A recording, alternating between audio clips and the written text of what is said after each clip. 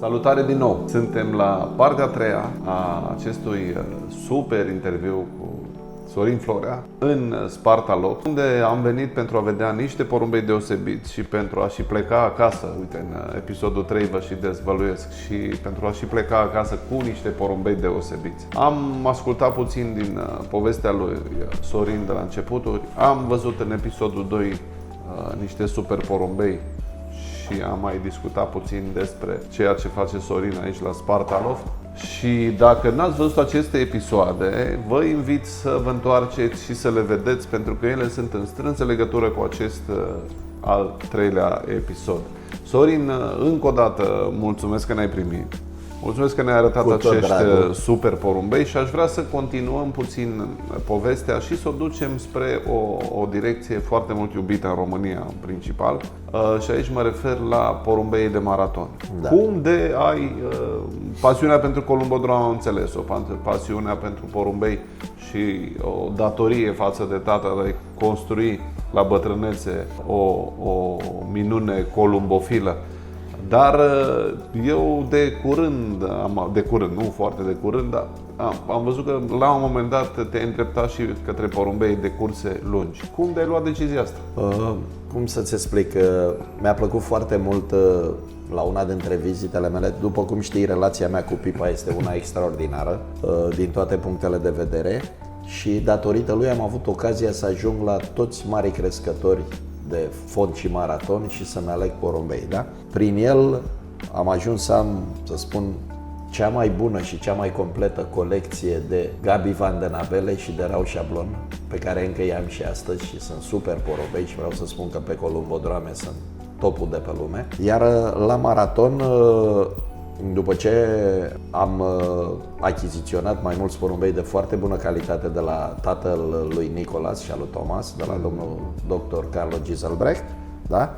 Am intrat în febra asta cu maraton și mi-am dorit foarte tare să achiziționez din cele mai bune, să spunem așa, familii. Și familiile alea se găseau la domnul Hugo Battenburg, la domnul Jelle Elema și la Piet de Vogel, pentru că de acolo l-am luat pe celebrul Mr. Gish. Da. Și cei mai, să spunem, cei mai buni fii ai lor și ai lui și fiice. Și ultima achiziție pe care am făcut-o recentă este o super porumbiță din locul 1 internațional Barcelona cu sora lui Marathon Porsche. Este porumbița pe care o are Frederic Lelier, este unul dintre managerii de la Pipa, da, și un bun prieten al meu. Aici ai pedigriul ei și am să-ți arăt porumbița, care este o bijuterie și pe care am să o fac cu un super mascul pe care l-am din faimosul Mr. Gish, cu o porumbiță celebră, Milușca, care a fost locul 1 din 27.000 de porumbei la Pepina. Asta este sufletelul meu.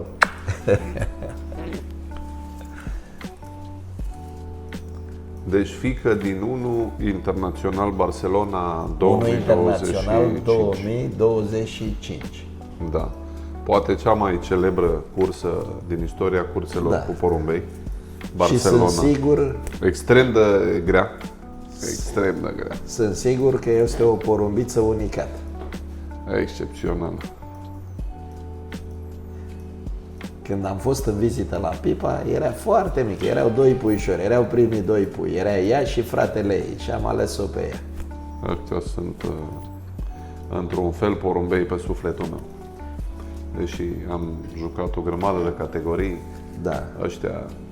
Deci, dragilor, vă prezint această bijuterie, nu că restul n-ar fi fost, dar Barcelona are ceva special lucru pe care eu l-am înțeles după ce am început să concurăm în Germania la Sorin Zanfir la crescătorie. Am mers noi, românii, foarte, dacă pot să vă spun un pic povestea, foarte încrezători. Mare drag. Am dus pui acolo, Sorin a cumpărat crescătoria regretatului Raimond Hermes, eu chiar l-am încurajat, mi-a și propus să ne asociem și am zis, băi, nu are rost să stricăm o prietenie pentru...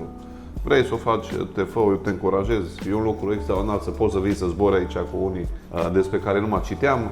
Și s-au format echipele, am dus porumbei pe 2 ani de zile, asta cu 3 ani, ne-am dus la prima Barcelona, curajoși, A întins Sorin o masă acolo în curte și au venit Chip, Lesmeister, oamenii în vârstă după acolo, zburători mari. N-avea loc de noi la masă. Băgasem cu toții vreo 120 de porumbei. 100.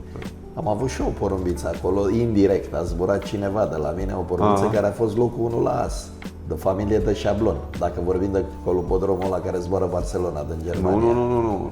Sorin Zanfir a cumpărat crescătoria lui Hermes Am înțeles. și trimitem acolo în fiecare an câte 50 de și pui. de acolo să zboară. Și de acolo să zboară. Barcelona. Și în primul an de Barcelona, vinerea seara, lansase Rea Porumbei. Noi la masă eram toți curajoși. Stătea lângă Lothar Lesmeister, care a câștigat Barcelona și care am o relație foarte bună de 20 de ani. Și el deschidea câte o bere și zicea: Marius, luați-o mai ușor, că voi nu știți ce e Barcelona. Du-te, bă, Lothar, aici, vă spargem pe toți. Bă. Pachet vă face. A venit românii în 2-3 ani, vă lăsați de porumbei, adică o să schimbați planurile de zbor. Da. În următoarea după masă, sâmbătă, ei s-au întors. Înțelegi, noi eram albi la față, făcuți pachet. Barcelona, o etapă incredibil, nu doar de celebră, și de grea. Foarte grea. Da. Foarte, foarte grea. Excepțional asta. Foarte frumos. Asta, ca Și- să zic așa, cea mai recentă achiziție Cea mai de recentă achiziție. maraton. Da. Na, uite, Și cred că e unică la Robert- ora actuală în România. Nu cred că n-am mai e auzit să cineva mai aibă care cineva, are nu. așa ceva. Da.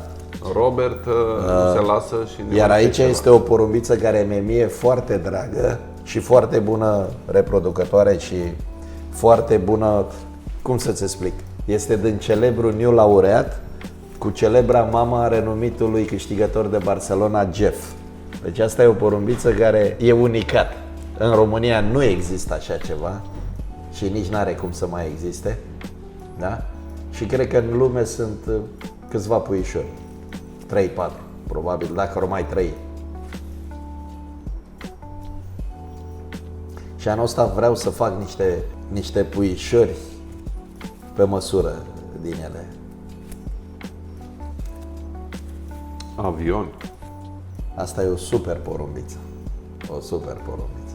Asta e tot în unul internațional. Da, păi New laureat. taică-su e celebru New laureat și mama ei este mama celebrului Jeff.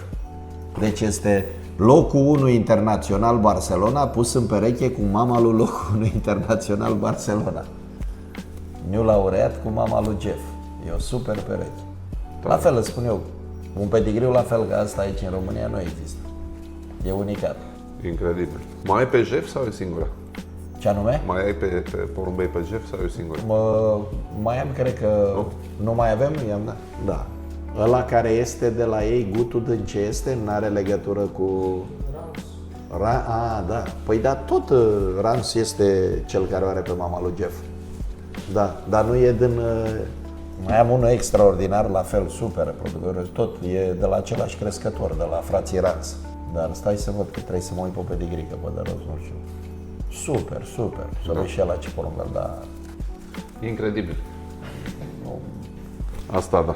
Marfă. Bine, era tânără. Când avea 2 ani. Aia Dar mică, la fel o mănâncă. La fel reproduce, la fel, dacă vezi ce puișori, e super. Dacă vezi ce pui am din ea, că poți să arăte, Robert. N-ai trimis? Ziceai că ai trimis prin Belgia. Senzațional. Sau n-ai trimis din asta? Din ăștia acum n-am, singurii care zboară sunt Nu, ziceai că ai trimis să zbor la Barcelona. Marc de Coc. Da? La Barcelona zbor printr-un prieten de al lui Hugo Battenburg, Ronald Tras, zbor prin Piet de Vogel, Carlo Dominicus, Theo Van Dogen, Jean-Louis Fumier în Franța, Thomas Meschat în Germania, Mark Van den Berg. Le-am dat acum, știi, nu știu, vedem, așteptăm să vedem, că nu mai e mult până la Barcelona. Gino Click, Nicolas Norman. Super tare. Animal. Da, dar asta nu-i bătă 2020. Abia acum așa, e în super porumbiță, e top. Mi-e dragă rău de tot porumbița asta. Am rămas și eu puțin impresionat de, cel puțin de ultimele 2 femele. Eu am o înclinație spre cursele lungi. Să vezi și femelele pe care le-am de la Peter Van de Meulen, din celebru Crack 61, din 823. Mișto. Nu, chiar la maraton să știi că am ținut foarte mult să am exemplare unicate. Dragilor, aici se încheie călătoria noastră virtuală, ca să zic așa, în crescătoria lui Sorin. Sper că v-a plăcut ceea ce ați văzut, sper că v-au plăcut informațiile care le-ați primit, imaginile pe care le-ați primit, inclusiv cele cu exteriorul crescătoriilor, ca să vedeți ce minunăție este aici. Sorin, eu nu pot decât să te felicit. Și celor care se uită la noi să le spun că... Țineți aproape. Țineți aproape, aveți ce vedea la Sparta 300, la Sorin și la băieții de aici și, bineînțeles, țineți aproape de canalul nostru. Așa cum știți, facem tot ce se poate ca să aducem informații de ultimă oră din colombofilia românească și internațională, filme interesante din care să învățăm împreună. Vă mulțumesc că sunteți alături de noi, vă salut cu drag și Sorin. Nu uitați să vă abonați, va fi cu siguranță unul dintre canalele cele mai vizionate și cele mai, să spunem, celebre în scurt timp. Și vă așteptăm cu drag în Sparta 300. Salutări tuturor! Sănătate, pace și libertate!